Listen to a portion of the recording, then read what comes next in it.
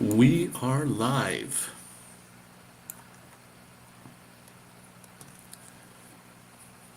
Let's see how long the lower third stays up. I didn't want that to stay up for too long.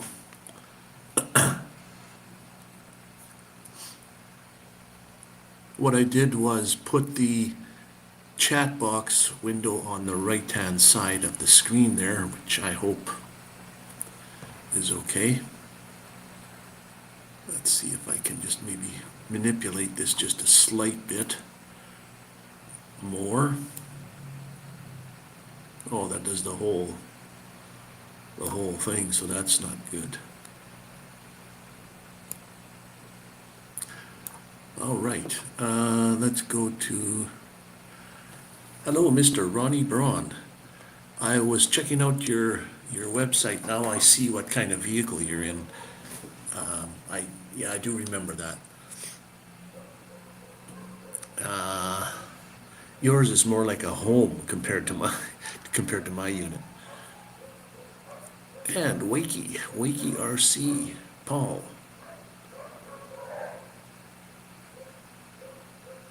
Yes. From across the pond a bit, right? Can't remember exact place. I thought I'd give everybody an update too on my back situation. So I don't want to come on some videos or lives and say, oh, my back is broken, and people had donated some funds to help me through, and then just to not say anything anymore. Stream Elements is running. Well, what do you know? Let's see if that's correct. Let's try Wakey. Middle of the UK. Wow. Okay. Wakey. If I've got you programmed in here, that should work. It should bring up your link. And Mr. Ronney, that should bring up your link.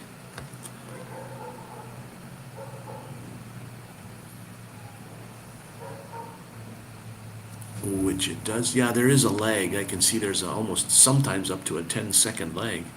But there is a way around that I've seen. I just don't know how to do it on the fly here. So there is a way around that.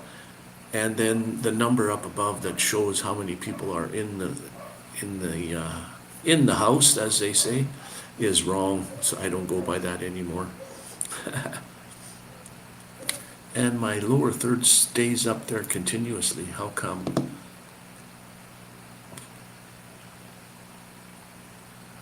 Can I make it?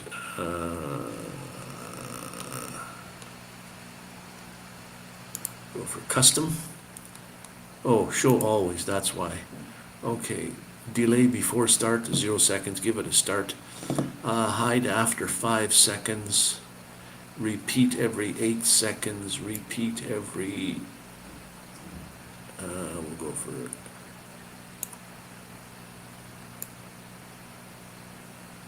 every 18 seconds.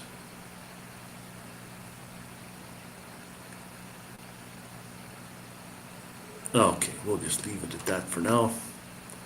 So it should go off and on, at least, not continuously on all the time.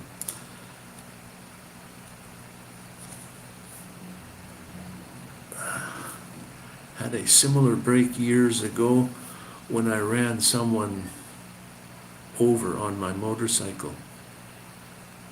Had a similar break. You had broken your back when you rode over somebody? When I ran someone over on my motorcycle. No way, but you broke your back? So how do you feel today? Like, can you feel anything? Are you still get pain every now and again, or is it cleared up? You don't feel anything anymore?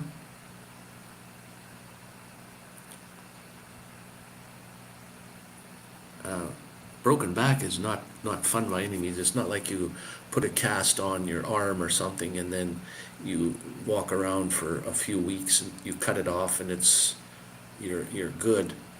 A broken back is, I don't have a cast, pretty hard to put a cast on, but the doctor says to, walk, stretch that area, move that area. Well, when you're walking, it's like several hundred pounds of pressure going every step. So,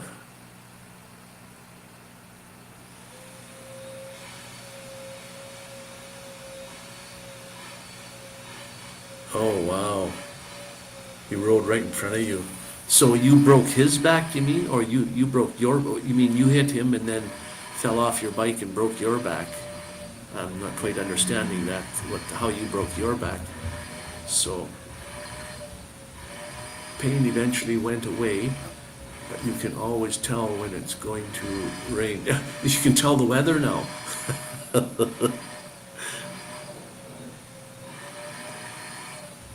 You're just like, we have, I don't know if they have it where you are in the UK, but in Canada and the US, they have the Groundhog Day. And they bring a groundhog out and it tells you whether you're going to have an early spring or not. Can you do that? Can you tell whether you're going to have an early spring or a late spring, or winter's going to hang on? I don't mean to make fun of a broken back. A broken back is not something lightly. It's a pretty serious thing to happen. And I didn't break my vertebrae, which is, thank God. I broke the bone called the spinous process bone. I ducked and my helmet took the full force of his arm and shoulder. Bolt went straight down on my spine. Oh wow. Yikes, man. And I suppose, yeah, when it's the minute it happened, it's not fun at all. It's you're in pain. Like when I fell on the step here, there was people walking around out on the streets because they were trying to get rid of the water somehow. Drainage helped remove the water, and I could see them out there, and I was ready to holler for help. Like I thought I couldn't walk anymore. But I turned over on my side and then finally got up, and I crawled in the house. Well, I didn't stand up, but I crawled into the house and crawled on the bed and just laid there in agony. Breathing was hard. Like I fell straight down on my back, and I'm, over 200 pounds. So I imagine my back took more than 200 pounds of pressure put on there. So all my ribs, my whole inside must have taken a real good jolt.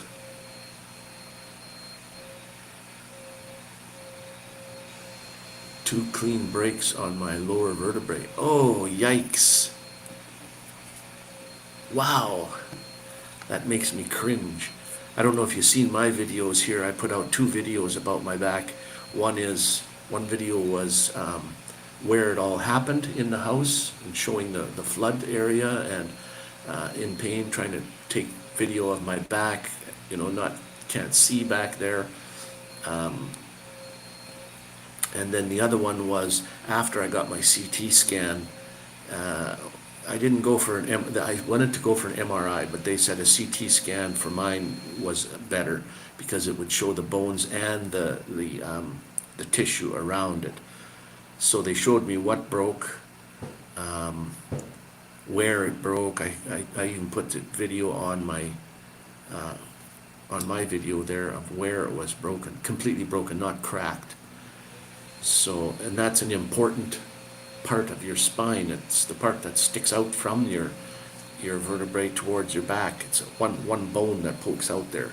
When you run your fingers down the back of your back, your spine, that's what you feel. You don't feel your vertebrae. You feel that particular bone. And that's what broke. And it's the tip of it is covered in blood vessels and sensory receptors.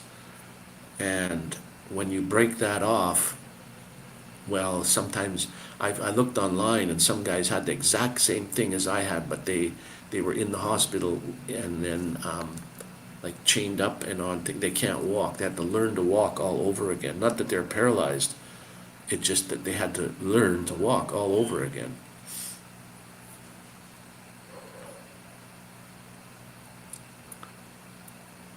Well, I wonder if I can even use their symbols for bone. Yeah.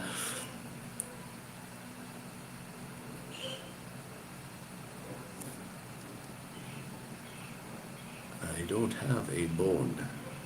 The little emoji for bone. Very cool. So I've got the chat window over on the side so that you can see it twice. Once way over on the right side and then on the screen itself, which is, I put it there for a couple of reasons, but I usually never edit my lives anyways. The lives are just uploaded and done. If I edit the lives, even if I cut 1 second of it out, for some reason, they cut the beginning or the end or something out of there, then it turns it into a video and not a live anymore. And once it's a video, then the text from the chat box window you won't be able to see it. It's just a video. It's not a live stream anymore. So if it's a video and I put the chat box up on the side here, that is maintained, then you can see what's going on there.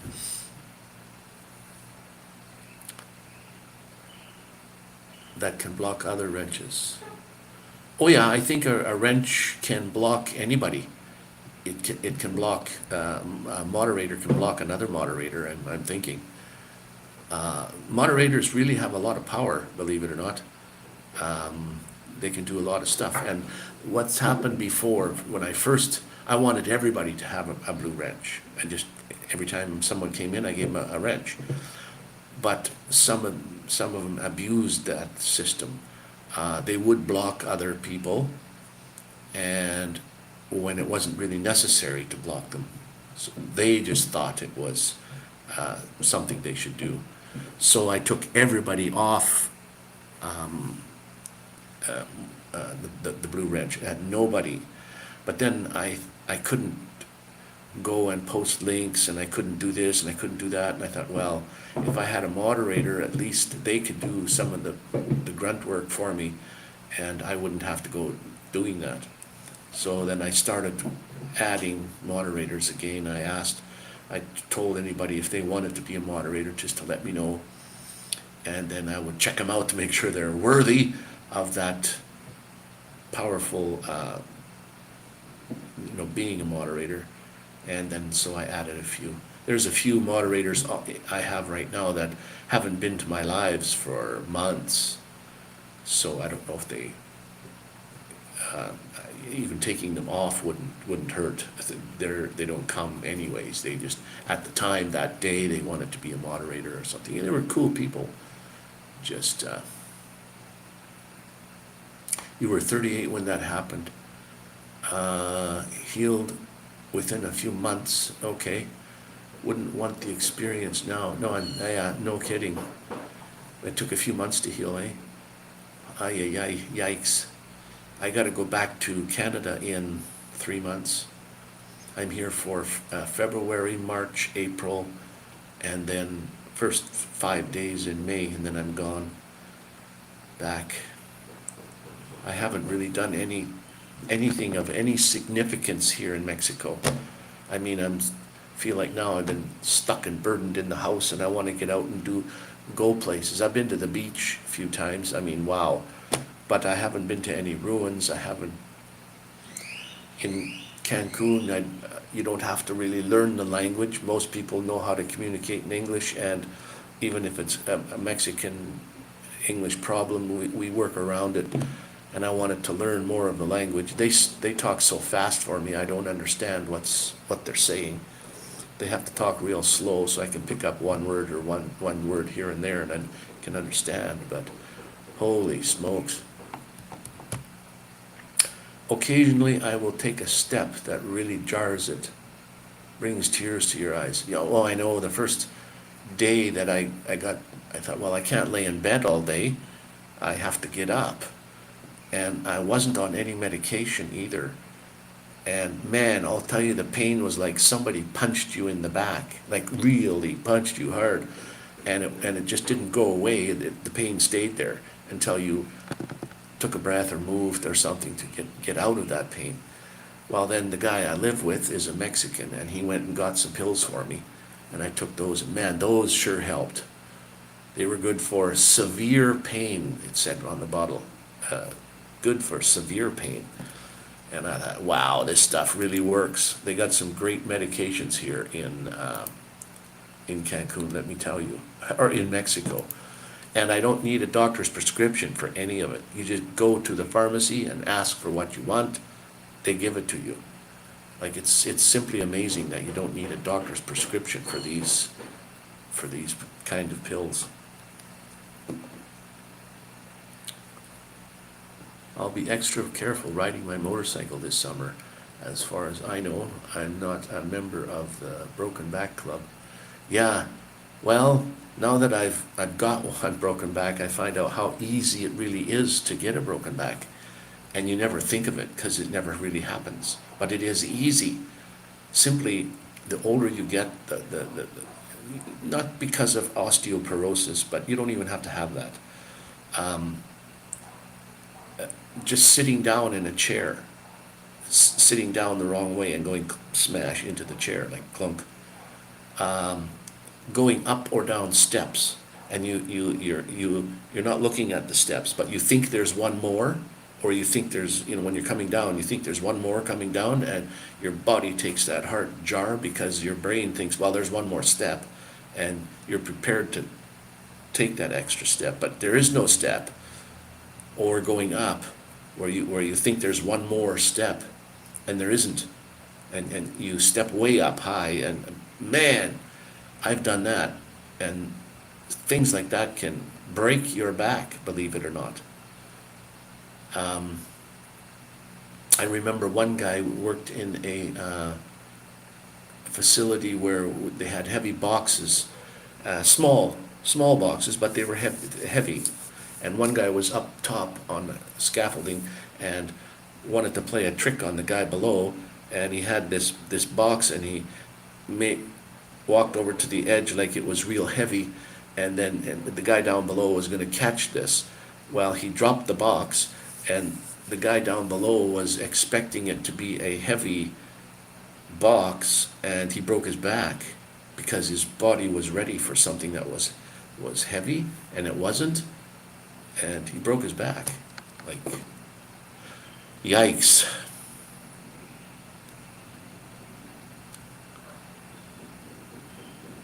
Sudden stop from 30 miles an hour with an idiot rolling in the road. Quite dazed at the time. Luckily witnessed by 2 policemen. Oh, wow. Yeah, right. Yeah, you're on a bike and somebody walks in front of you. They think you're the one that hit them, like on purpose or something.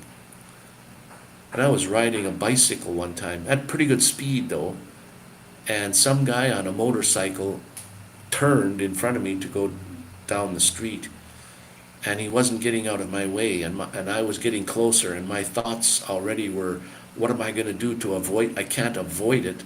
If I turn to get out of the way, I'm going to slip and fall and break myself, and he'll survive.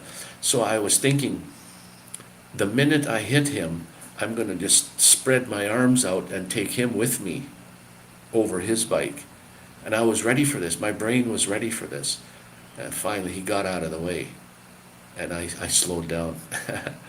But wow, yeah.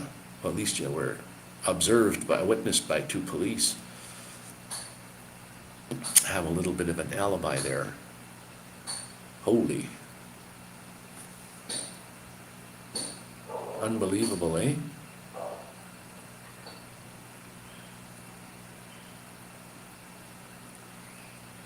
Oh, man. So, anyway, I just thought I'd let everybody know how my back is doing since a week and a half, maybe 2 weeks. I still have to take painkiller pills, which make it feel a little better. My ribs and stuff hurt more than my back, so.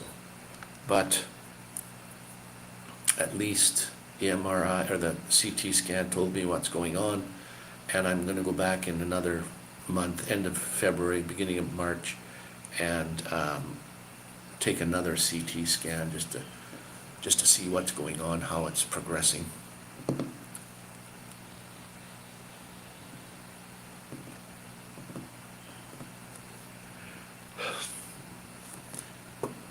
Yeah, like when your kids,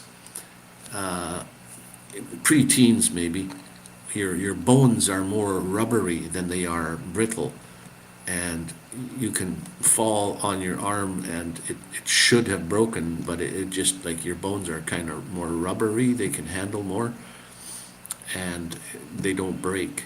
Not every time, but I mean, just sometimes just they won't break. Where when I was a kid, I was playing around in the rafters in the garage, and I fell off the rafters and down right on my arm, and I broke my wrist, or my arm, and I didn't know it until I look at my arm, and it's like a 90-degree right here, though. It's right here, but it's at a 90-degree thing like this. And I thought, then I looked at it, and then I started to cry, like, holy shit, my arm is broken. And my mom, I was hollering and screaming, and my mom came out of the house, and what's the matter? And I broke my arm. And it was right to the hospital and fixed it up. After that, when I got the cast on, I was kind of proud that I had a cast, you know, I was cool.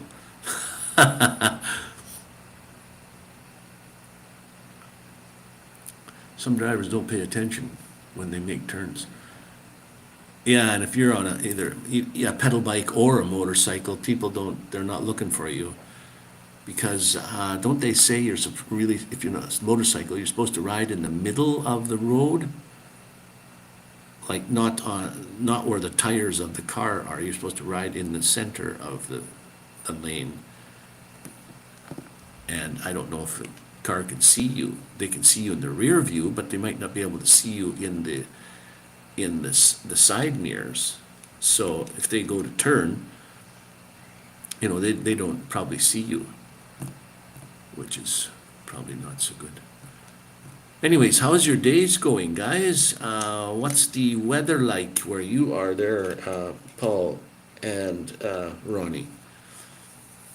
I saw some of your videos there where the snow was packed up. And it was, and I watched all your videos there, Ronney.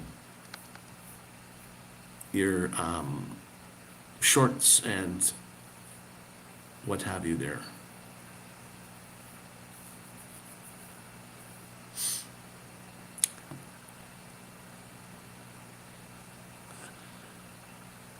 Is they're looking for cars so their brain doesn't register anything else. Yeah, right. They even showed a video one time where two students, they're watching the video. And then after the video, they said, did anybody see the gorilla walked across stage? And everybody said, no, we didn't see no gorilla walking across the stage there. So they played back the video where this part was, and sure enough, this gorilla, a guy in a suit, walked across the stage. The video was people on stage, but a gorilla, guy in a suit just walked across. But nobody saw that because their brain just didn't register.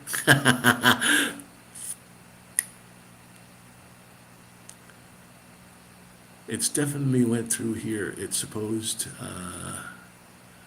to get above freezing soon. Well, from where I'm from, Medicine Hat, Alberta, there, it's like 11 above or something in the Celsius range. And my friends that are drone flyers, they're out flying. So where it's nice, when it's nice. So, anyways, that's cool. January, February, maybe even a little bit of March is supposed to be like your coldest times. So it's nice when you can get warm weather like that. The snow is maybe almost gone.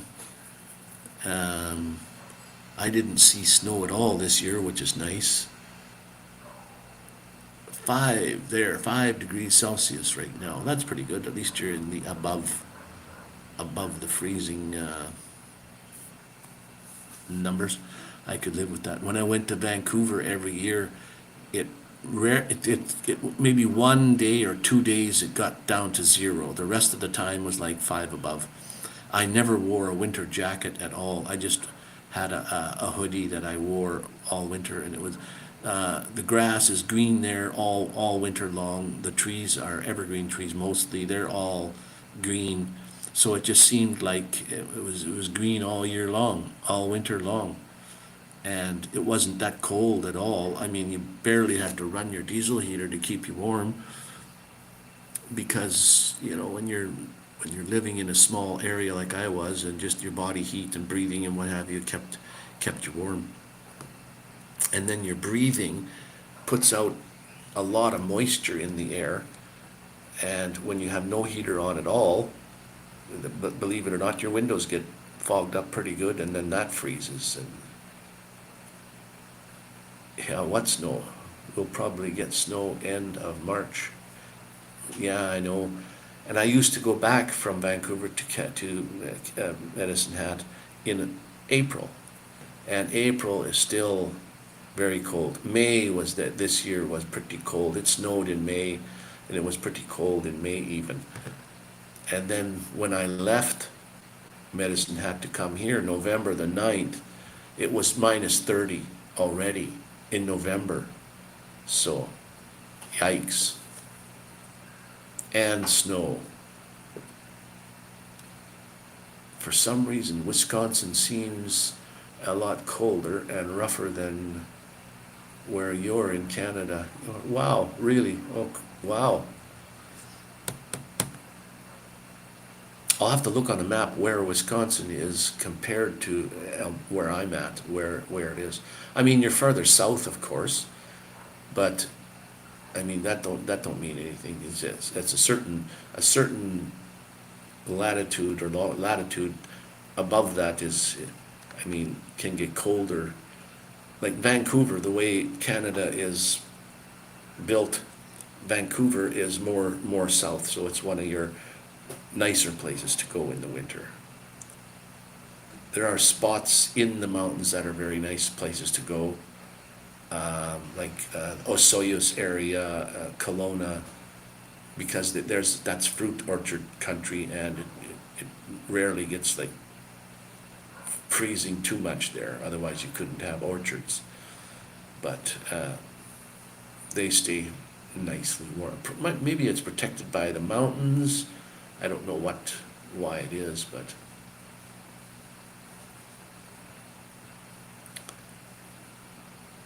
and when I grew up, I just always thought Canada's from up north, so it must be a lot colder.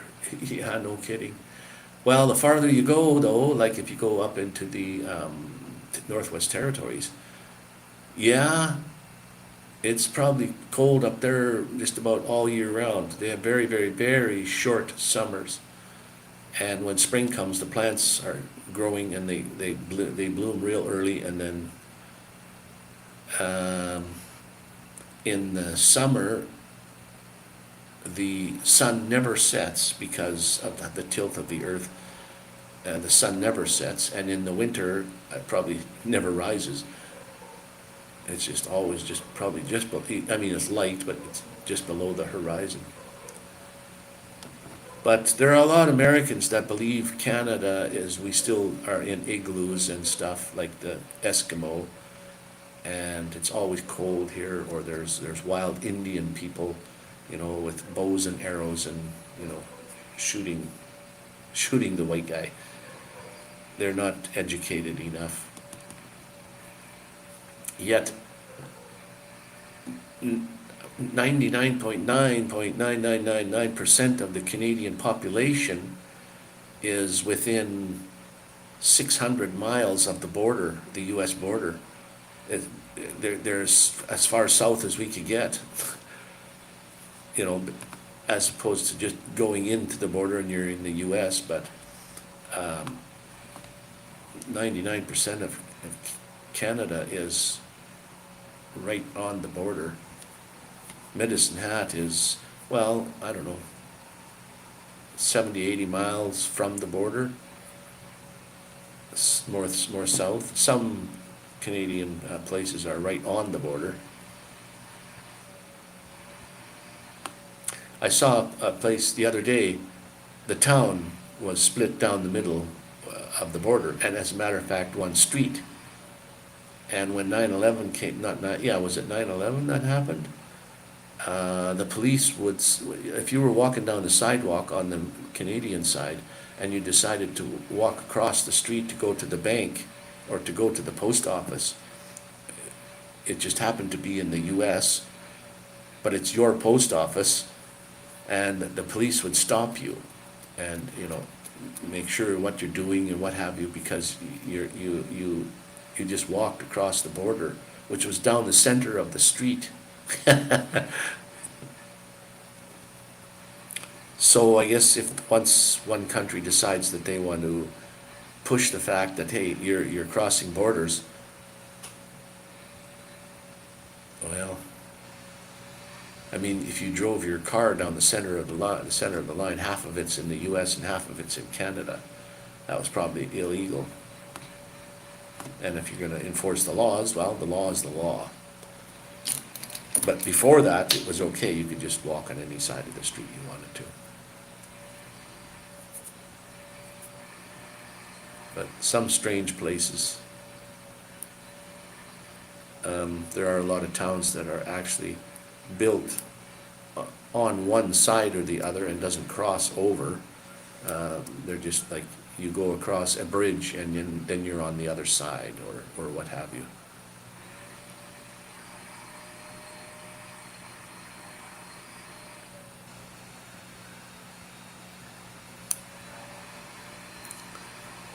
Yeah, it can be colder farther south than where I'm from. Like in the US, there's places where, you know, like the breadbasket places where there's a lot of wheat fields and stuff. It's probably pretty cold there in the winter too. And that's way more south than where I'm at. Although where I am, it's we're kind of in the beginning of the foothills, so there are hills and stuff, but not very many and not very high. And then once you start getting more into Saskatchewan, the next province over, then it's pretty flat. It's flatter than the ocean. There's a highway there that's flat for long ways. You almost fall asleep, and it's flat and straight.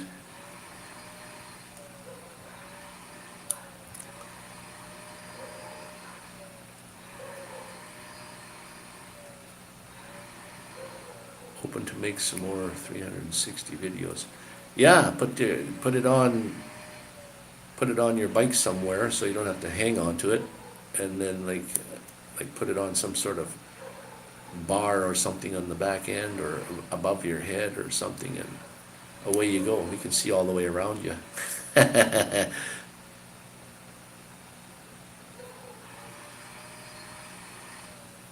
You're higher than New York, but we don't get as many crazy winters. Yeah, New York gets crazy winters, doesn't it?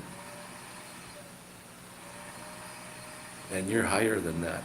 Okay. I think Medicine Hat is like on 48. What's his name? Rob on the Road. I was saying something. I thought we were at the 45 latitude. And I don't know, somehow he checked up and he types back and he says, I think you're on the 48, I thought. Maybe it was in the 50, I don't know. 48.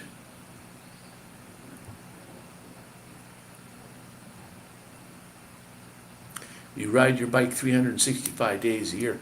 What happens on that 1/4 of a day? Isn't a year 365 and 1/4 days? What happens on that 1/4 of a day? Do you rest?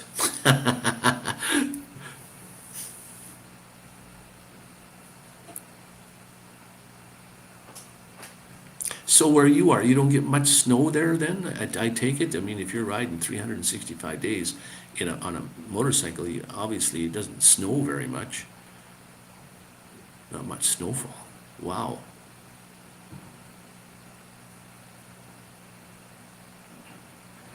Like it's in the 20 degrees here all the time that I've noticed so far every day. And some people are wearing jackets here. They must feel cold. Tires are pretty slick too. Okay. Wow, so it must be nice. It's somebody grinding something outside.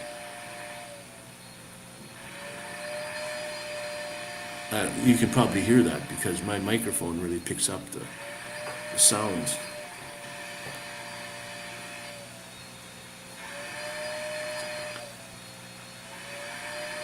Yeah, I'll bet riding in the snow is scary. No kidding. It's scary riding in the snow in a car, especially when it rains a little bit before and then snows on top of that, the ice.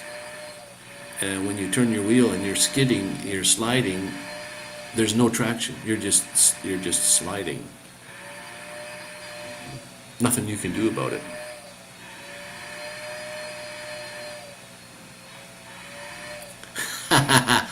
Yeah, it's a good thing I'm not still laying out there.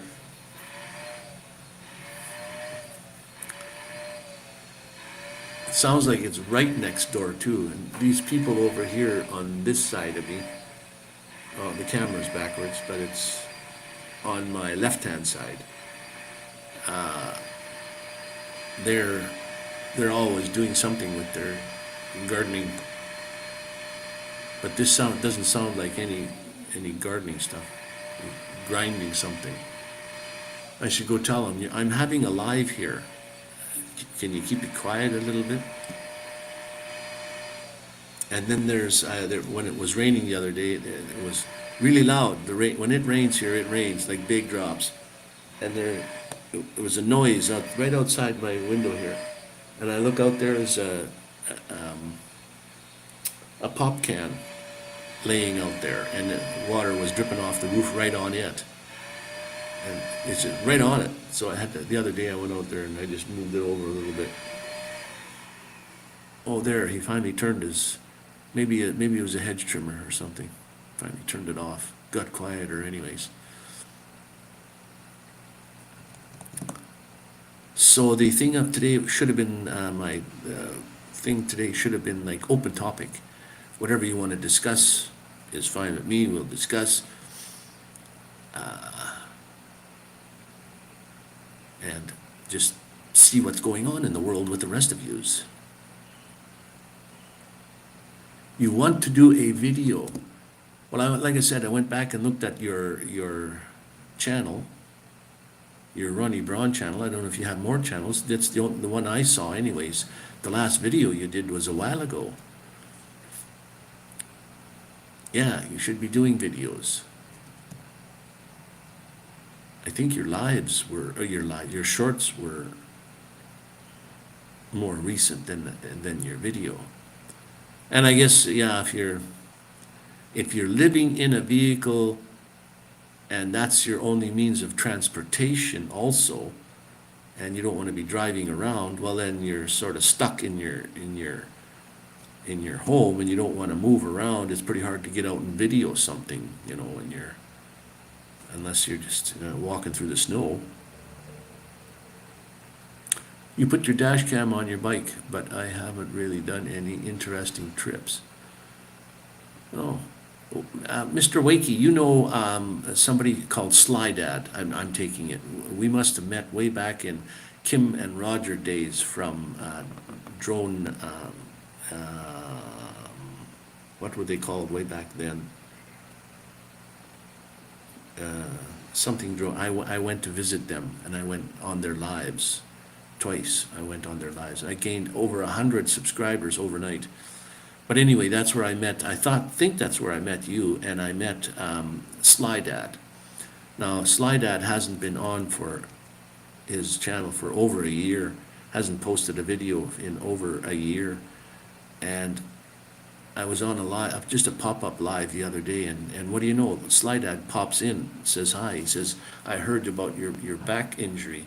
And I thought, well, I haven't seen you for over a year. How did you figure this out? How did you learn of that situation? You must have talked to someone, or someone told you that. He didn't answer that question. I don't know how he found out, but there he was on the live. So that was cool to meet him again.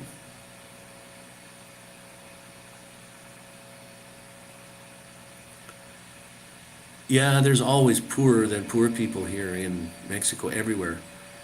I think that's why there's a lot of scamming going on with no matter where you go, the people trying to get money out of you because they don't make a lot of money. May do a run in Whitby for fish and chips this year. Might post the run, 73 miles on back roads. Should take about an hour. Yeah, cool. That'd be a cool ride. Yeah, I think, well, you must know Slide Ad anyway. He doesn't want to ever say what his name is. I asked him his name, and he said, just call me Sly. So that's who he is, Mr. Sly. But yeah, Ronnie, there's poor people here. Like, for example, minimum kind of wage, if you're working somewhere, they pay you every 15 days, and the pay is 1,000 pesos. Now, 1,000 pesos, you divide that by 2, gives you 50, or 500, which is 50. It's like 50 American dollars for 15 days. So that's 100 American dollars for 1 month of work. Like if you're working at a McDonald's, say, or you're a maid, or your minimal pay jobs, you're making 100 American dollars a month. They don't make very much money at all. When I heard that, I was stunned. I think, wow, now that's pretty low. 1,000 pesos in 15 days, so that's 2,000 pesos a month. Yikes. 1,000 pesos. I pay 10,000 pesos a month for rent here. That's in American $500. 10,000 pesos a month. So if rent is that much money and you're only making 2,000 a month, how do you pay your rent and eat and pay whatever else there is? There's a lot of people that what they'll do at the lights when you're driving your car, when the light turns red, they'll, whatever they have for sale, cookies or drinks or whatever, they'll walk down the rows of cars asking people to buy their products. Or sometimes they'll do juggling. Some guy will juggle knives or juggle balls or juggle. Another guy does acrobatics. He'll flip over backwards and forwards and do all kinds of tricks, and then once the light is gonna change again, then he'll walk down and grab a few pesos from people that willing to pay. Or they'll walk up to your car with a bottle in their hand and a rag in the other hand, and they ask you if you want your windshield cleaned, like at the light. So if you nod your head, you give them whatever peso, 10 peso, 20, 50 pesos, whatever it is. Then they'll wash your window.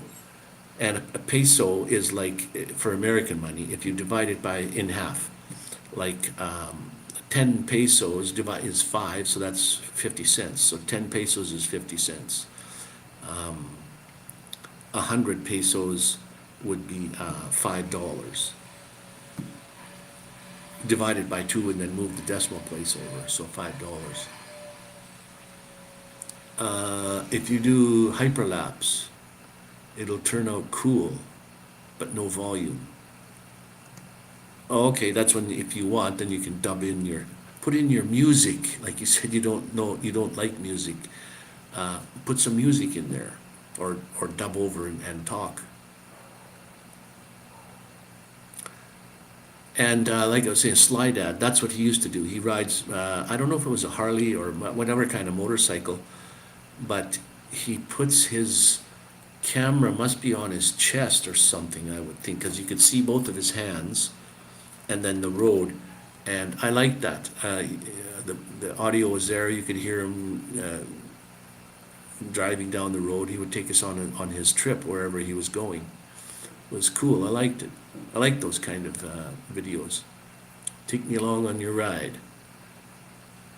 Can always add the Benny Hill theme music.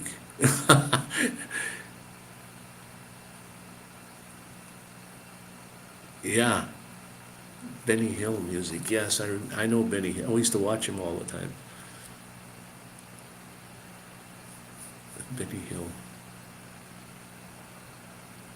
He was saying something about the woman he was talking to. She slipped and fell and grabbed her corset, grabbed her of corset, and then he looked at the camera guy and he said, "Oops, I meant I grabbed her, of course."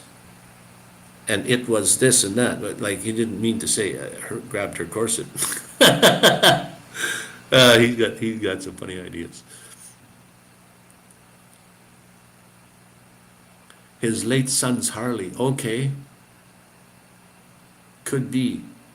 Nice bike. I think he showed the whole bike at one time in his yard. I love his yard. He's got plants growing and stuff, and his bike and where he lives and stuff, and then he would go out onto the street and drive down the street. He won when I had 500 subscribers. I gave away paracord bracelets that I made. I gave away 5 paracord bracelets, and he won one, and he wore it when he was riding his bike. I noticed it on his when I could, because you could see his hands in the video, and he wore that, and I commented. I said, "Hey, that's my bracelet. Is that right?" And I said, "It's cool to see that you actually got it, and it's out in the world somewhere." Probably doesn't wear it now anymore, but yeah, that was cool. You have a Honda. Okay.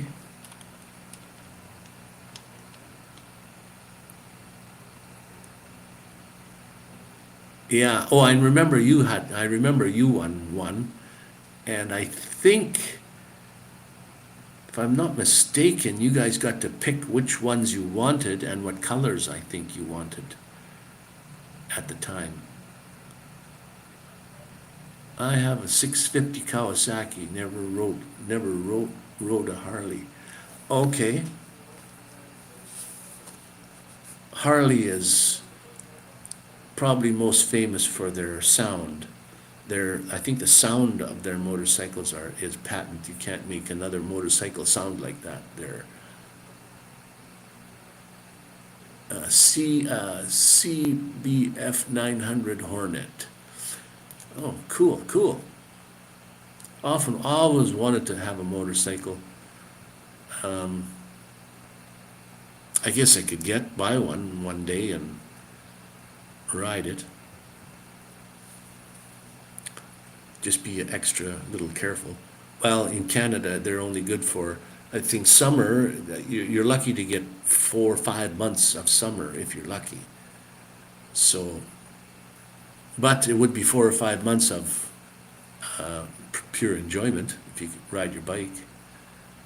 I got some friend I haven't met for 50 years. We got together when I was back there, and I think he rides a Harley now or whatever. I don't know what kind of, but a big bike. But he's always had bikes his whole life, and it'd be nice just to sit on there and go for a ride.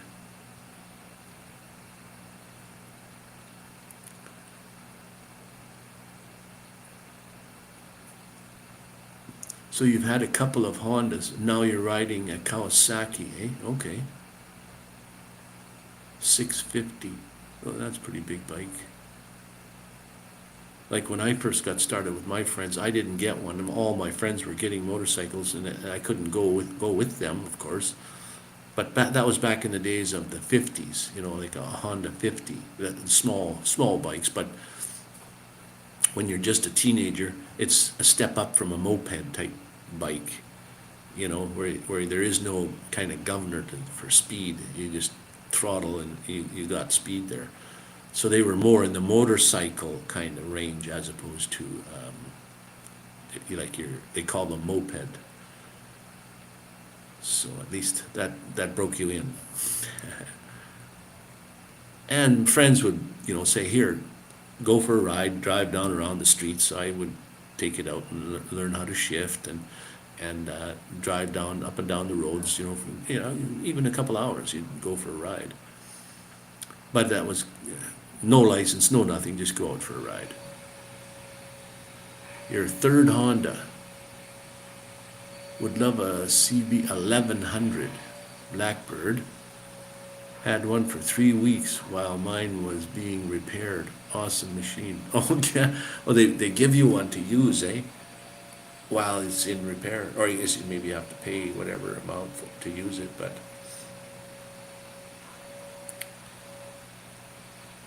yeah. And my father, when he was, before I was born, what looked like it, pictures anyways. He rode a Harley, a big Harley, like 1200 Harley, and one called an Indian motorcycle. They were like in competition with the Harley. That's what he was sitting on. In Medicine Hat, they had like a bikers club, and that's when he had his Indian, and then traded that in, and I guess he got a Harley after that.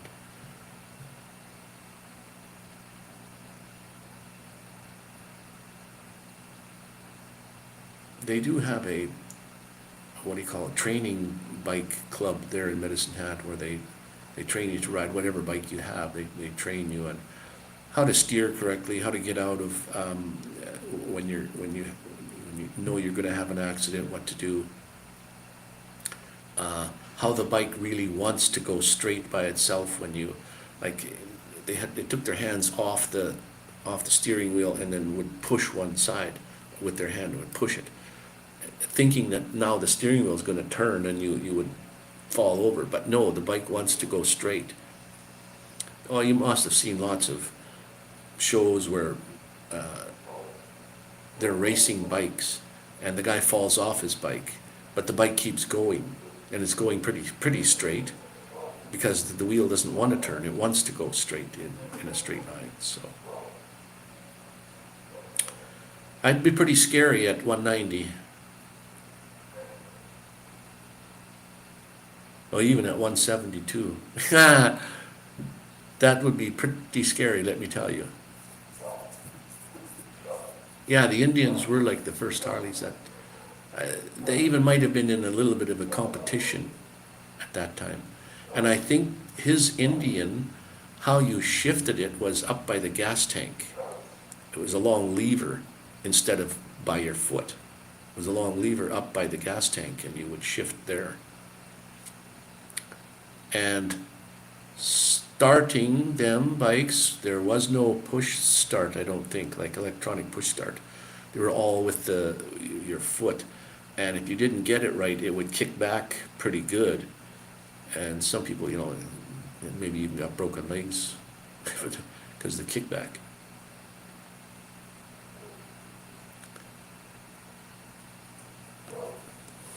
Tasha Teely.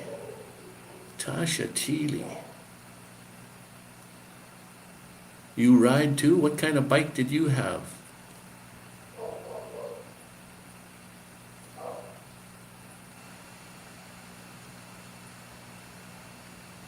Tasha Teely, thanks for popping in, my friend.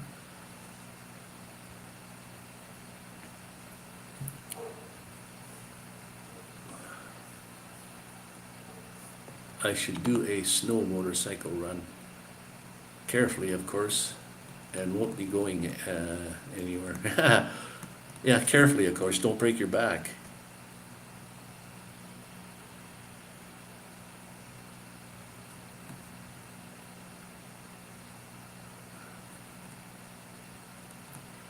and more experience, I find that 50 miles an hour is plenty fast enough. Yeah, I suppose, eh? So what is that in kilometers, like the highways in where I'm from there in Alberta? Some places are like 110 kilometers, or at least 100 kilometers per hour. So that's in the 60 mile an hour range. So that's pretty fast. When you're going 90 kilometers an hour. I mean, if you're not in a hurry to get somewhere, well, why drive like really fast? I have a Chinese dual sport and a mini bike now. I've had CBRs and a multitude of dirt bikes prior. Oh, wow. Very cool indeed. A Chinese dual sport. Holy.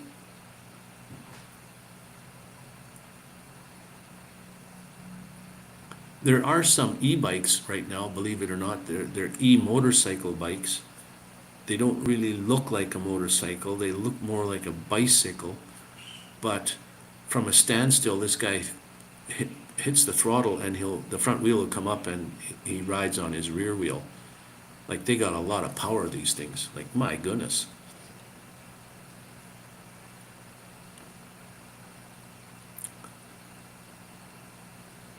Happy Sundays. Thanks, Tasha Lee. Happy Sunday to you also. And the rest of your week next week. Sunday's the beginning of the week, not?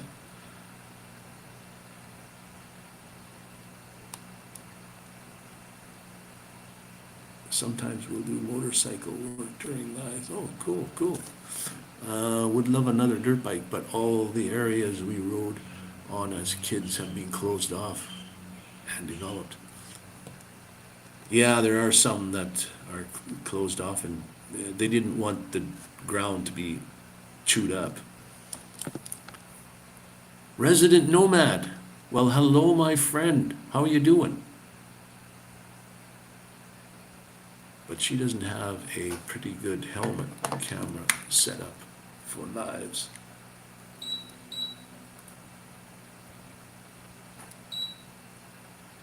See if I can turn the air conditioner on. Are you going to O23?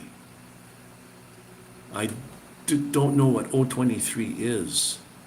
I'm in Cancun, Mexico for the winter, and I go back to Canada on May the 5th, so I'm here for 3 more months yet. I was wearing some big gloves and accidentally brought the front tire off the ground. I'll have to check that footage. I did catch it on the film. Oh, good. Oregon 23 meetup for nomads. Oh, too bad. Unfortunately, I can't make it there. But Oregon 23, that's an area where probably lots of nomads go, and so you should get a good turnout, I'm thinking. And there's lots of places in the U.S. where you can go, like it's like summertime all the time, where you can have meetups and things. Cancun, believe it or not, is nice and warm all the time, always in the 20s. And I'm escaping the winter from Alberta. Let me see if I can find out. It's 27 degrees Celsius in Cancun right now, 27 degrees. So it is pretty warm. Right on, Mr. Paul. Thank you for popping in. Enjoy your lunch. Have a great afternoon. Have a great day. Have a great whole week next week. Love you, brother. Thank you for popping in and spending your time with us here today. Had a great discussion.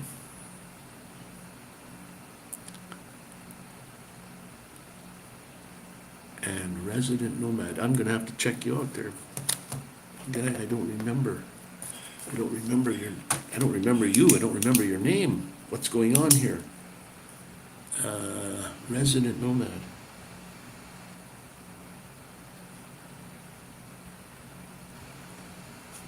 Resident Nomad. I gotta write you down, because if I do, put you in something called Stream Elements, so that your link, I can post your link, and then,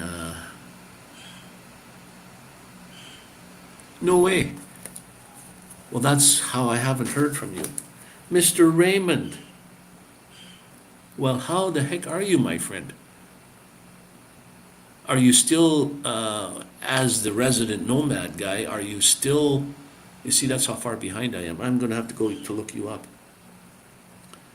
Are you still with the paper bag thing, or is that gone? Are you, I mean,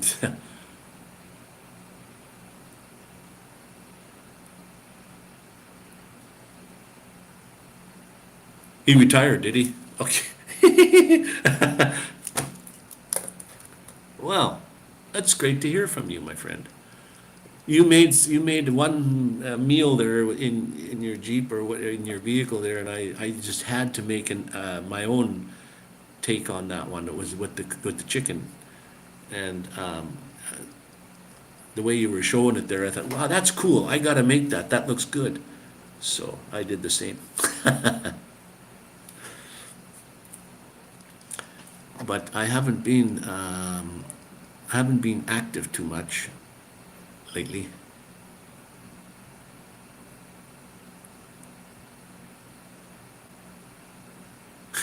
he, he embezzled the company and sacked lunches and fled. Oh, okay. Wow. Okay, I'm gonna have to go check your channel out. Of course, your new channel there, the Resident Nomad, and obviously subscribe, because I haven't heard that one.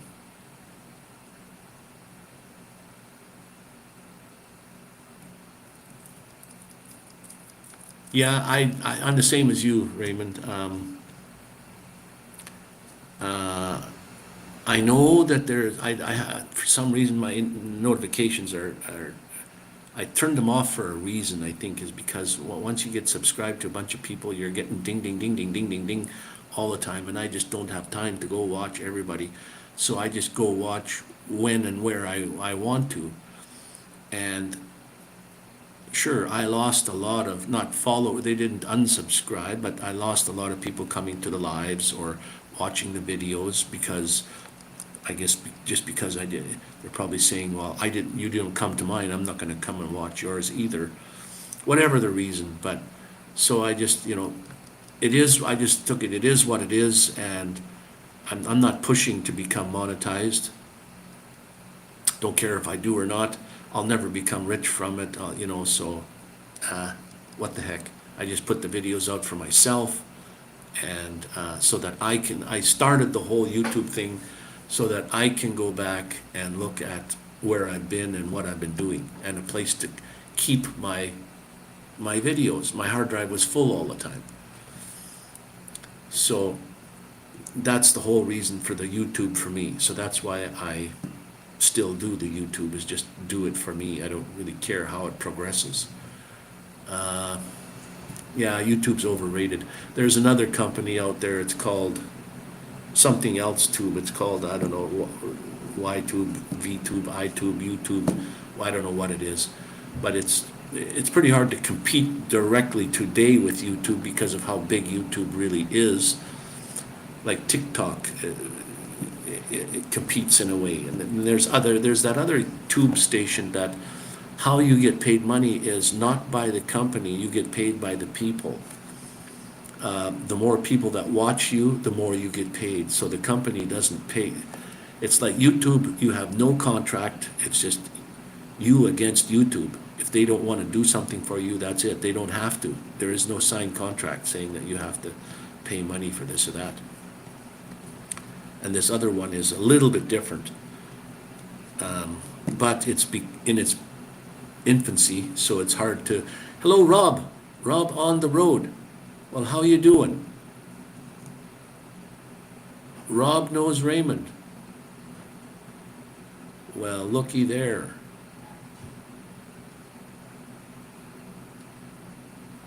Enjoying the ride as long as it lasts. Right on, Raymond.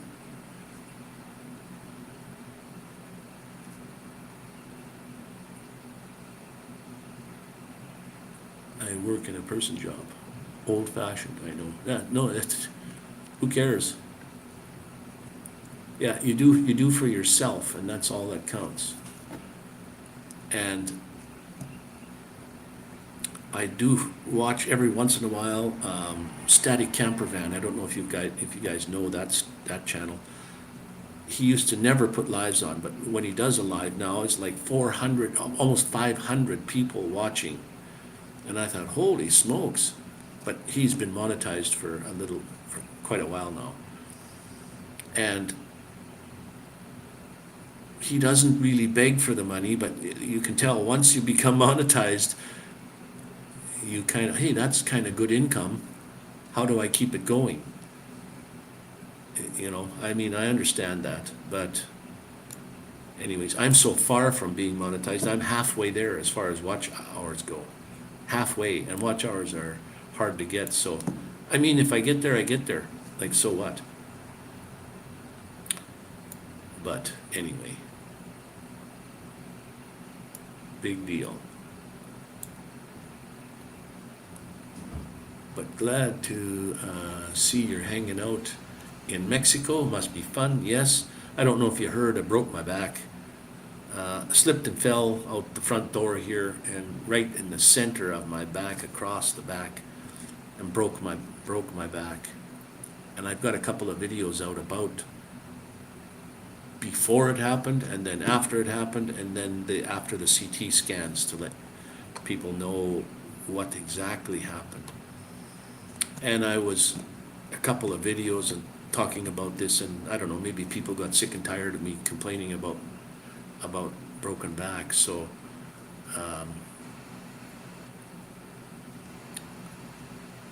I guess I put ads on every video. You put your own ads? I'm gonna have to go check you out. I'll do that, Raymond. You have monetized or not? You put ads. You put your own ads on there? I didn't know you could do that. But wow. Okay. Yeah.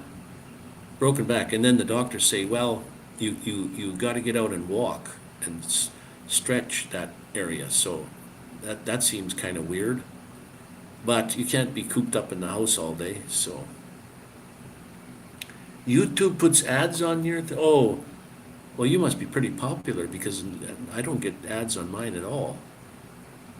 Maybe the odd one. Of course, I don't go looking. YouTube does weird things. When somebody says YouTube's doing this to me, I figured, well, that can't be right. But YouTube does funny things that, who knows? And I know I don't have Resident Nomad logged into my Stream Elements yet, because when you type it in, let me just try it.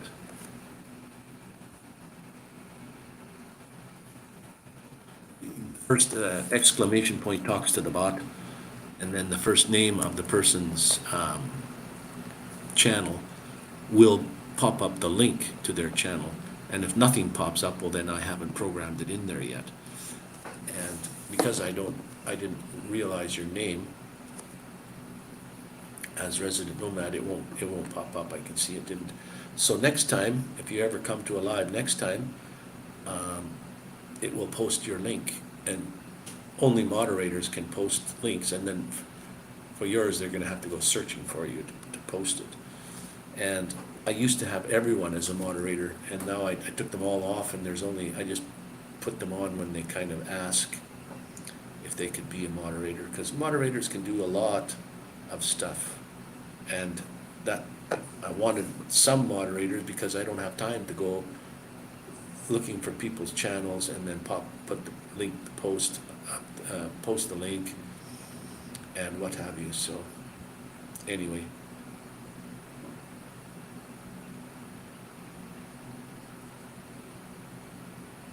you don't want to be on, well, not, I don't try to be on lives often anymore. It's a slow day at work, and I'm bored. Yeah, I remember you from the Paper Bag Nomad days, and with Gina and Paula and Ray and Marshall were the main ones that started when I was into lives and stuff too. And Gina was a pretty big help. And yeah, it's too bad that doesn't work anymore, Ronnie. That was a fun thing with the gambling. That came with the program called Stream Labs. But you know, Stream Labs was an an OBS. Oh, that's that one that just came up with the Nomadic Vanman. That's a time thing. It comes up. Streamlabs is an OBS program which used your computer resources to work as a live streaming platform, whereas EVMux, the one I'm using now, is just like StreamYard. It uses it's on the cloud, so it doesn't use any of your computer's resources to work. So it frees up a lot of things that you can do. And I can do a lot more with this one than you can StreamYard, so that's just why I'm using it.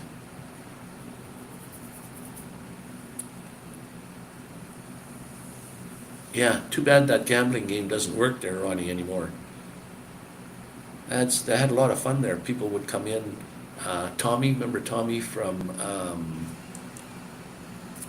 I forget, I don't know her name of her channel, but I know her name. Something Adventures. She-Devil Adventures, Tommy. She would play that game. She was playing all the time on that game, gambling here and there, and we do pirate heisting. We'd go, whoever wanted to join in would be a pirate. Yeah, nicely. Gina, yeah. I don't know if you've seen, she had lost one of her cats lately. And I mean, if you have an animal like a dog or a cat, and you've had them for years, it becomes actually your family.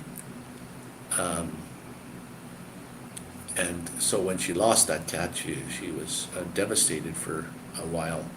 Rightfully so. I mean, felt sorry for her and everything. I commented to her a couple times, you know, saying it's sorry, like you're losing your child. I mean, like, holy, it might have been only an animal, but so are your kids. They're only an animal.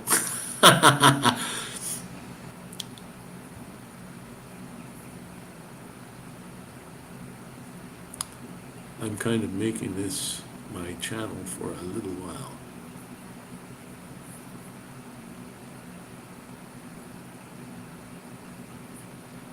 Oh no, I didn't see that. Yeah, one of her, I forget the name of the cat, the one that died. And Ronney had popped in the house, guys. Another guy from across the pond, exploring with you. I think I have exploring. I don't know if I have you in here yet. I've got to program these people in here.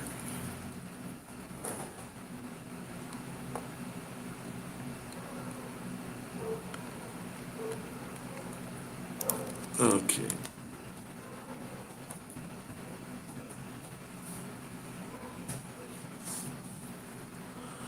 Let's see if Stream Elements brings up. Yes, there is Exploring with Eden Valley Drones Link, who does obviously drone footage, and he does some things on Microsoft Flight Simulator. Well, he can explain it to you. Just go to his channel and check him out.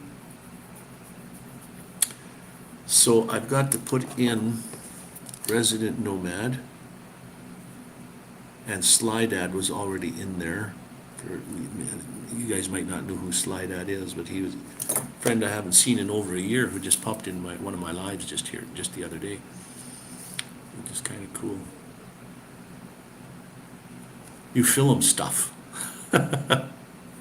Right on, yeah, he films stuff, like riding on his bike and doing all kinds of different videos. Ronney. I don't know how do you spell Ronney? Ronney. There's so many different ways. I think when I commented on your last thing, as long as you know what I'm saying.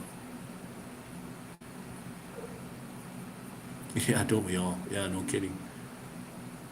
It's strange here in Mexico, Cancun anyway. Hey, Bruce. Good morning, everybody, or good afternoon for me. The people will just walk up and down the streets hollering something. In Mexican, of course, what they do. One guy was hollering something, I guess it's got to do with shoes, because people would bring their shoes out and give them to him. Maybe he's a shoe repair guy. Another one is agua, which is water. They'll ride down the road on their bicycle and they'll holler agua, and they'll give you like these big bottles of water. Or what's another one? Oh, they'll clean your yard up. They have their rake and their shovel with them, and they're hollering a word. People will come out and say, yes, I need my front yard cleaned, or what have you.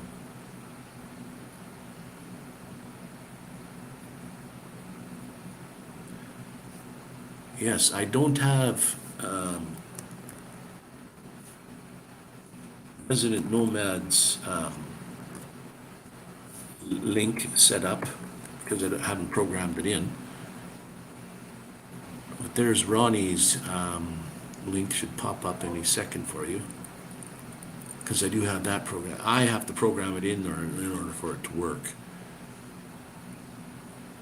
Mr. Ronney Braun, a link to his channel there, so you can check each other out. So that guy that did the shoes, he came earlier to my next door neighbor here, and he went out, and there's no doorbells on these houses. You have to just holler.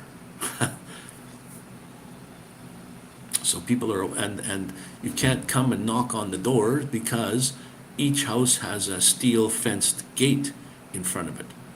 So you can't just walk up to the door and knock on it. You have to holler from the front sidewalk.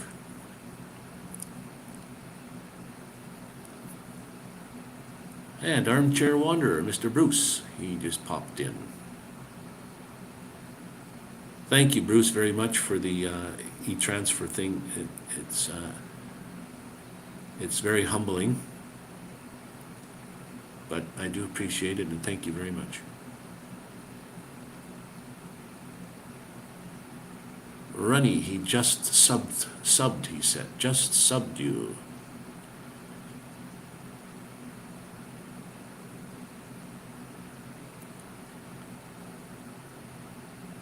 I have to get some more content up there soon. No worries. Like I said, you do what it is for yourself, and try not to do things for other people. I've found that for my sake anyways. And it looks like Raymond has discovered the same thing. Like, just do things for yourself and worry about yourself and not other people. If you worry about other people, well,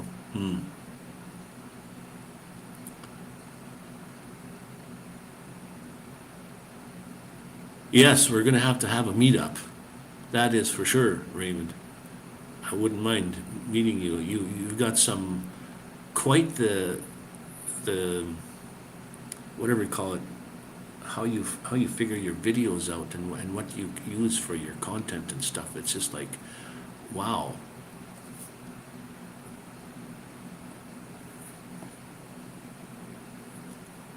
Making unexpected content is the best, and the hell with YouTube. Right, yeah, forget about the YouTube. That's the whole idea. If you're trying to make it on YouTube, forget it, that won't work. Try to just make it for yourself.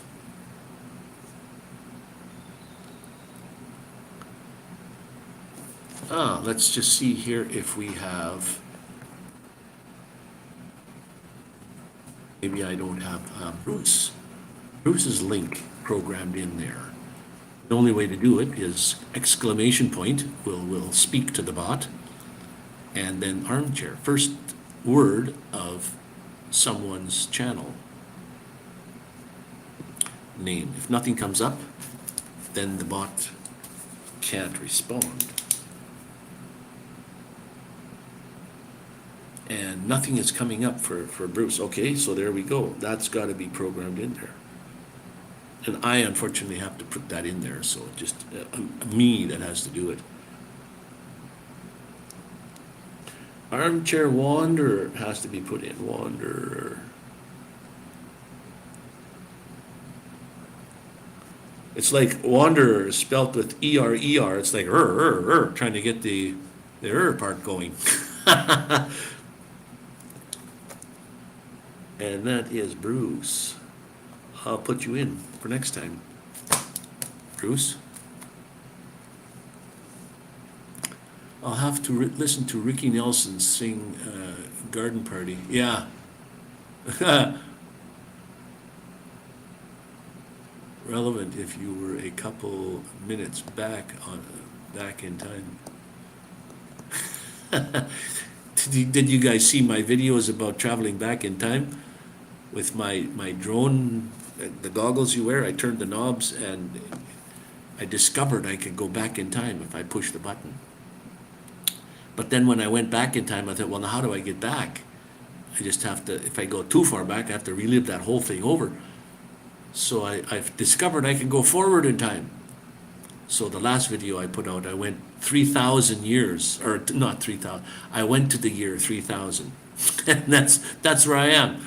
I'm in the year 3000 now, living there with beautiful cars and bikes, and my home is beautiful.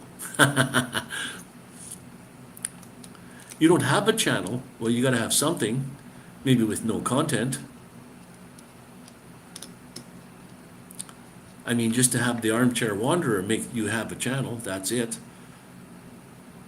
But anyway, if you don't have no content, that's perfectly fine. You don't have to have.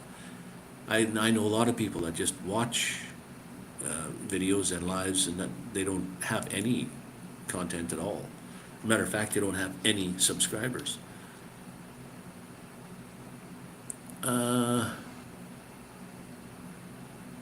When I use voice to text, delays my time that much that I guess YouTube has a 30-second delay with chat now. What? Oh, if you're listening to a live stream and then you change it voice to text, it takes 30-second delay? Holy smokes. You won't go back to the 70s.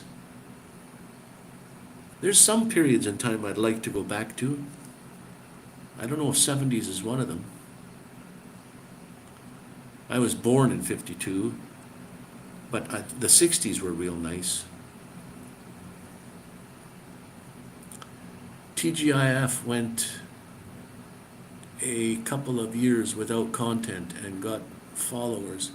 She makes Waterfall Wednesday videos and now has a lot more, all due to time, all in due time.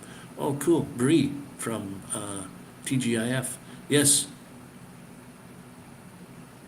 As a matter of fact,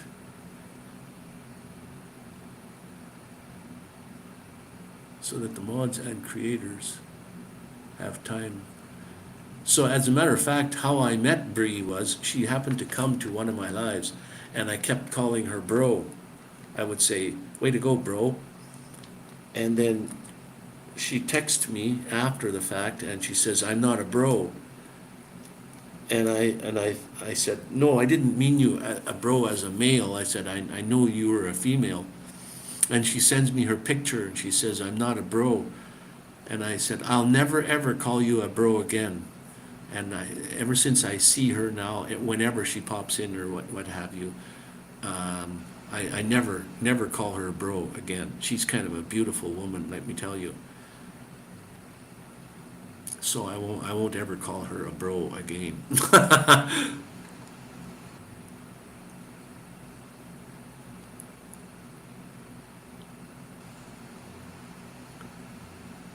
Yeah, I do have your real name, Mr. Bruce there. I'll call her bro now. Yeah. See what she says. Maybe she'll say, I remember Nomadic Vanman calling me that all the time. And she said it's okay. Like she said, it didn't bother her that I did that. I called her bro. She's just saying that she was not a guy. And I was thinking, for her to come and tell me that, it must have bothered her. You know, just the fact of coming to tell me that. So, anyways. Yeah, she's a nice person. She goes to all these lives. I don't know how people can do it. Like some people that I follow, they're going to all the lives and all the videos, and I don't know how they have time. And they're not, some of them don't have a life other than YouTube. Like, wow, they're just doing YouTube and they don't have a outside of YouTube life. She does pop in here every once in a while, not that often. I'm not one of your popular uh, YouTubers, but that's quite all right. Like I said, I've learned to do live streams if nobody's watching, zero people watching. I just sit and talk to myself, I guess. But the idea is I'm always talking, so because you can't just sit there. Uh, So yeah, you're talking like there is somebody there. And like Bree was, there's a few of them that I really like.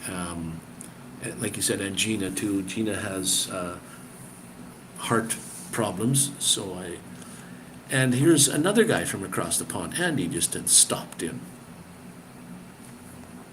Sweet dreams are made of cheese. Who am I to brie?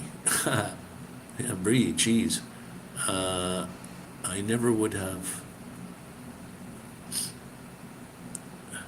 never met you. Hope you are well. I am doing as good as expected, I guess, with a broken back. It's still broken. I mean, it's going to take a while to heal. And hopefully I won't feel too much pain after the fact. I mean, when you take a hit like that to anywhere in your body, it's not fun, and it just doesn't. You don't just, like when you're a kid, you bounce back and you're good to go. Like things have never happened. I had a broken arm one time, and I don't know now, but I'll bet you if you X-ray it, you'll see that a doctor could tell you that yes, you did have a broken arm at one time. So it's like never the same. So your back is. I just show the screen on my Switch playing a game when I do lives. Staring at people is awkward even if I go live. I just do the channel symbol or show a game I'm playing. Oh yeah, I remember you doing games with some little character, paper bag head guy, uh, going through the forest and what have you, jumping around.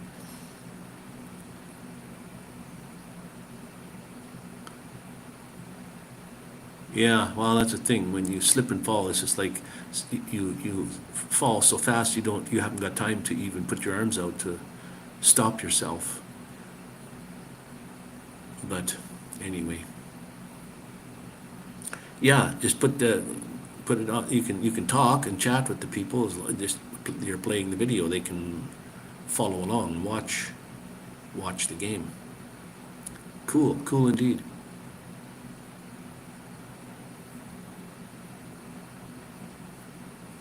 So I'm thinking that something to eat would be nice. Nice. I need to, but I don't want to make anything here, and I should go for a walk again today. So maybe on every street corner, there's little taco places. So you just walk a couple of blocks and there's a taco place, and you just go pick up a taco here and there, wherever you like. And this one place that I do go to, they only open at 6 o'clock in the evening, but like some of the street vendors, you kind of got to watch out. Like they'll be picking their nose, and then not literally, but they don't wear gloves. And if they do, it's not very sanitary in my opinion. So you got to kind of watch where you go. If you go to a restaurant and get a taco, that's a little different. So I go to this one restaurant, and they have the beef, the pork, the lamb, the chicken, but they also have something called rojo. And I said, what the heck is rojo? Well, rojo means beef eye. So you can get everything from a cow. The brain, the eye, the tongue, whatever you like. Everything except the shit and the moo.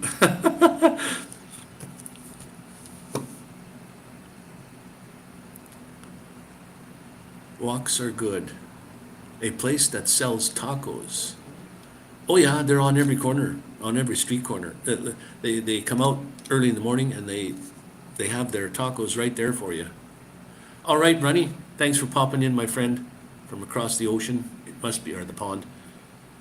Must be much later there for you. Doing a live stream in a minute. Oh, okay. Thank you for popping in, my friend. Bacon sandwich would be good right now. Ooh. Yeah, I don't even have any. And Philly just popped in the house. I don't have any bacon right here. BLT. Ooh. Yeah. You guys are making me real hungry right now. BLTs would sound real good.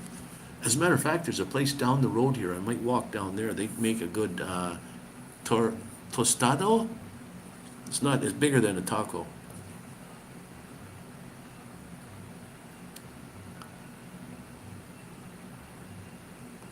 Have a great one there, Ronney, yeah, buddy. Thank you for popping in.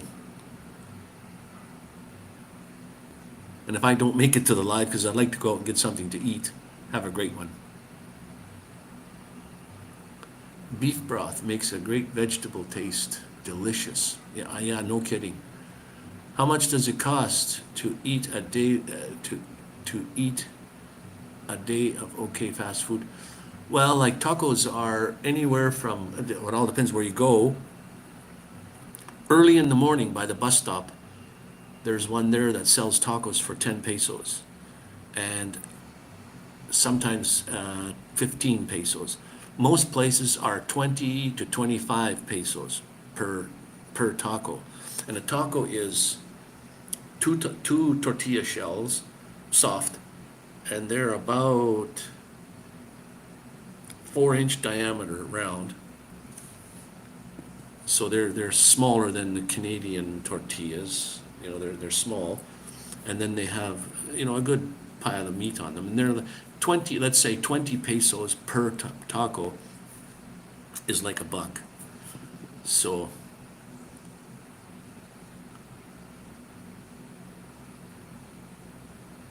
yeah, 20 pesos makes $1, American dollar.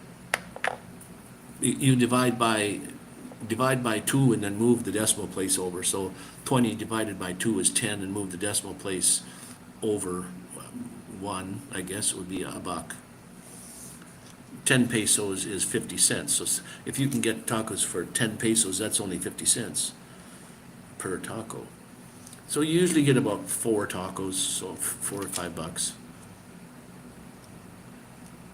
Diane is in the house. Well, hello. Nice to see you. Everybody's talking about food here. BLTs and stuff. Like, bacon has got to be America's #1 food. It's over and above the apple pie, I think.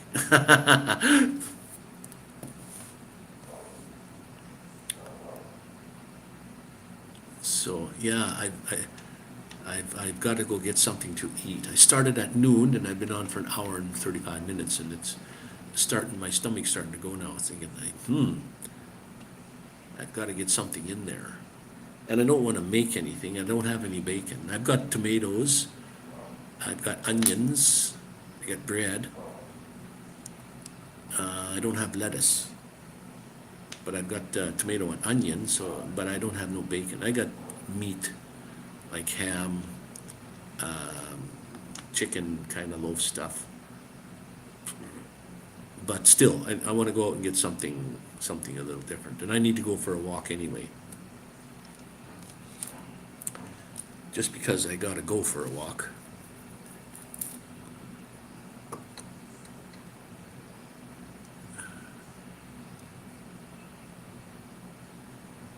Tamale and chili. Oh, chili. Even chili sounds great. Oh man, wouldn't it be nice to have a nice bowl of chili right now? Holy. Where do you get all this stuff? Down farther, a little farther that way, about 6 blocks, there's a shopping center. It's called Soriana. They have in the building. They have a Chinese where you can get Chinese takeout food. Now their Chinese food here is way different than the Chinese food that I get. It's weird, but anyway, that is good. I had some of their Chinese foods. Their vegetables are roughly the same. You know, cauliflower and the greens and the carrots and the onions and whatever in there. Their meat dishes are a little different. Everything in Mexico, especially while in Cancun, everything you buy is spicy, like chili hot, like with chilies. You can't buy potato chips, you know, like in your corner store, potato chips that are just regular potato chips. They all got chili in them, or lime, limes and chili. So if you're sick and tired of eating chili all the time, it's hard to get away from it. Everything is, they like spicy food, boy. Wow.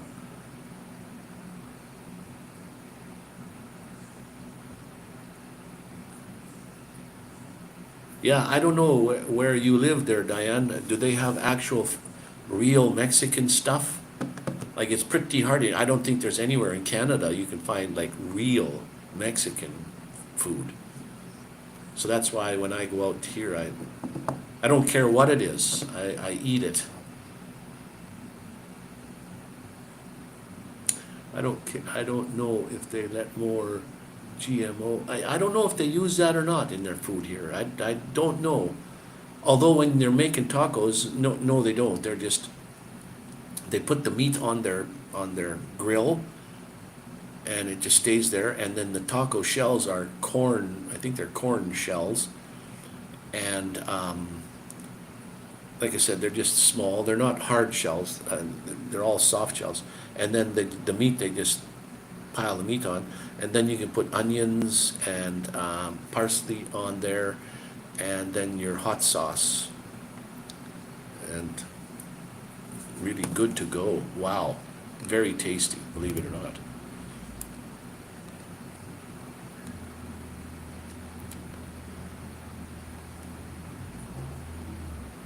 Diane, yes, I said hi, thank you. I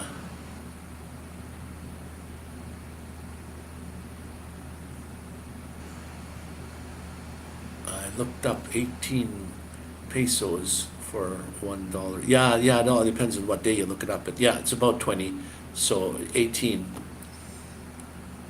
See, if you were to say a peso, or I mean, the tacos were 18 pesos, well, I would consider it as 90 cents. Divide by 2 and move the decimal, so 90 cents. So it's $1, but very close, yeah.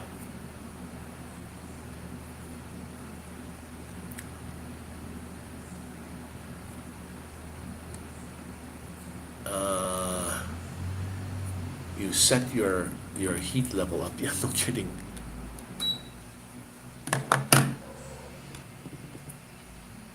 I don't know, I don't think they use GMO in the foods.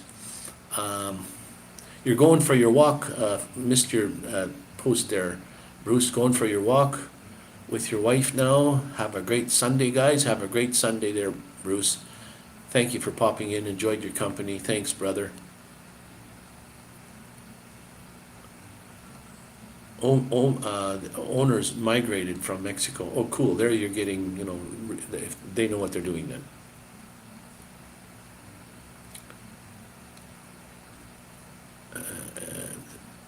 The mayo party wants just replace the mayo mustard with your sour cream and salsa.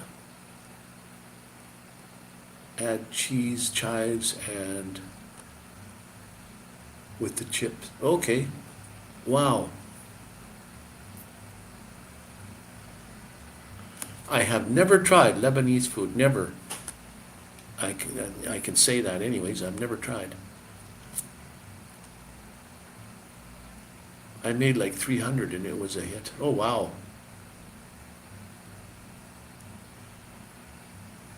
No place to get Lebanese food there. Okay.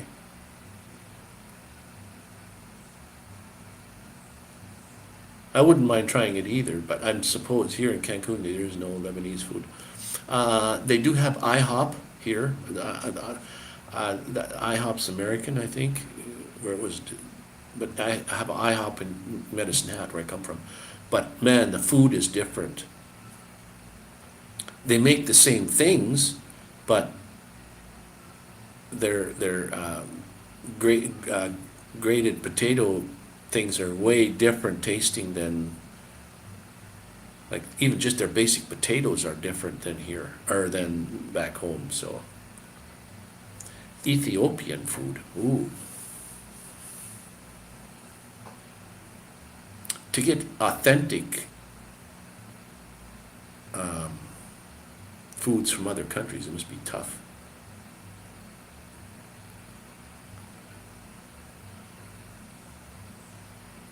Work is picking up. All right, Raymond, my friend. Thanks for spending your time here with us.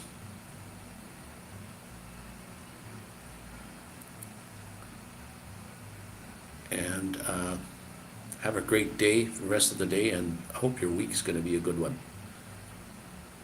Take care, my friend, and I'll be popping over to your channel and having a check out and subscribe. So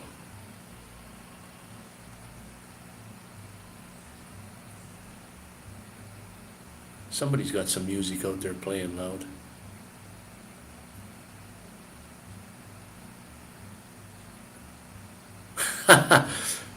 More authentic Ethiopian. And I did go to Playa del Carmen one day, or twice, but I went there and it was the other way around. An American or a Canadian from Edmonton, from Toronto, moved to Playa del Carmen, and he has authentic Canadian food at his restaurant. So if you're Mexican, you can go in there and have some real authentic Canadian food, hamburgers and just food in general. Like what did I have? Clubhouse sandwich that tasted like a real Clubhouse sandwich from Canada. And it was he was a sports bar, like a bar but a restaurant, but had a lot of sports. Like football is pretty good here in Mexico.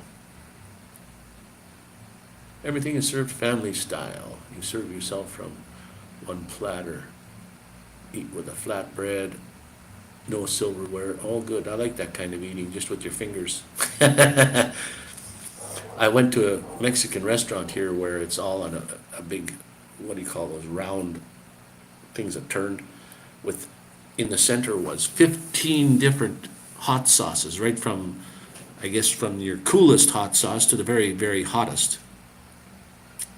And then you get in front of you a stack of tortillas on like a heat to keep them hot, and then your whatever you want to put on them is in this like a lazy Susan type of thing, and you would turn it to whatever you want, put your hot sauce on, make your own tacos. Man, was that good.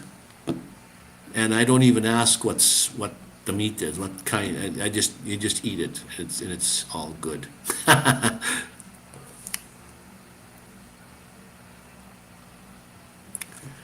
Well, this has gotten me more than hungry, guys. I've got to go out and get something to eat. And I've been on live for an hour and 45 minutes, so my time is up. And I thank each and every one of you for spending your time with me. And as usual, if nobody has told you they loved you today, let me be the first. I love each and every one of you. Thank you for coming in. And hopefully I'm going to have more pop-ups in the middle of the week, just because I've got not much to do, so I might as well have a live, and I'll just pop up. But it's always on Sunday, Eastern Time, at 12 noon. So set your watches for next Sunday at 12 noon, Eastern Time. All right, guys. Thank you, guys. Stay awesome. Be kind. Stay cool. And be nomadic outlaws. And how do you become a nomadic outlaw? Subscribe to Nomadic Vanman. Smash that thumbs button. And it's free, like it says at the top. And subscribe. It's absolutely free. Doesn't cost you anything. And we'll catch you guys all on the next one. Thank you, Diane, for popping in, for spending the time out of your day. Tonight at 7 Eastern is the Season 3 episode. 7 premiere. Oh. We'll check it out. All right, guys. Diane, thank you for coming in. And I'm going to end this. And we'll catch you guys all on the next one. Stay awesome, guys. I will check that out, Diane. Thank you.